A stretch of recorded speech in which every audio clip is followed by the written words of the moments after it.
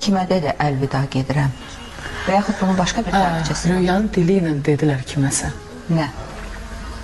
Bir qız, mən indi deyim sizə, insan adamları onlara nə qədər güclü baxsalar da, amma zəifləri çoxdur. Sevgidə zəifdirlər də onlar. Bir rəssam qız, çox sevdiyi bir nişanlısıyla münasibətləri bitir və oğlan deyir ki, yəni bunlar çox ciddi nişanlı olurlar. Toya bir ay qalmış, oğlan sadəcə itir. Yəni adam yoxdur, səbəbsiz. Qız 10 gün deyəndə ki, Azərbaycanlı qız aylarla bütün bunu tanıyanlardan və get-gedə bunlar hamısını öyrənirlər ki, elçi gələn də səhv imiş, nişan taxılan, hər şey qurulma imiş. Hər şey bunlar baş verib də belə birdən baş verib. Bu yəni oğlan tərəfindən, yalan bir şey. Yəni oğlan yalan bir xəyallarla qızı aldarır. Qız bütün günü qovuşmaz yoluma qulaq asırmış. Sizin bütün günü.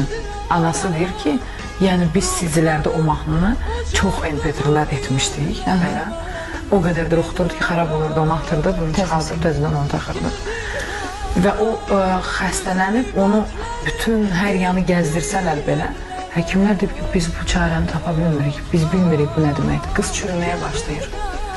Və ona anası deyir ki, yatağında bütün onun dərisi, bədəni yataqda da çürümüş halda da qalıb. Onu götürüblər, başının altında bir məktub olub. Məktubu açıb, görüblər ki, yazıb, hər şeyi yazıb. Ki, mən onu çox sevdim, münasibət qurdum, inandım. Amma mən buna dözə bilmərəm də, bu edilməz bir hərəkətdir. Ondan sonra insanlar başa düşürlər ki, o qorxudan o hala düşüb, məsuliyyətdən, başa düşürsünüz. Və məktubda da qeyd edib ki, bu sözləri yazmışam. Tək arzum odur ki, bunu ancaq Röya oxusun. Oxumasa da heç kim oxumasın. Heç kəs oxumasın. Və onlar anası ilə tapdılar bizi ki, yəni imkan yoxdur. Nəsə istəsən edə bilmərik. Bu onun həyatıdır, tarixidir. Bu da yazdığı əsərdir. Bitdi. Və bu Gedirəm əlvida mahnı da o cür alındı. Amma siz özünüz də onu oxuyanda bir sana düşünürsünüz. Bir 2 saat mən əlimi, bilmirəm, bəlkə də 3 saat masaj ediblər, aça bilməyiblər.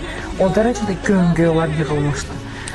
Mən ondan sonra da Hikmət Məmmədliyə rəhmət etdim ki, bu bitdi, bu sondu. Mən heç bir dünyasını dəyişmişəm. Oxumayacağım, nə qədər məni sevdiyini bilsəm belə. Çünki onu oxuduqca yaşadım. Dedim, nə qədər təmiz insan olmasan sən daxildən. Allah Azərbaycan qadınlarını qorusun. Tək sözüm odur.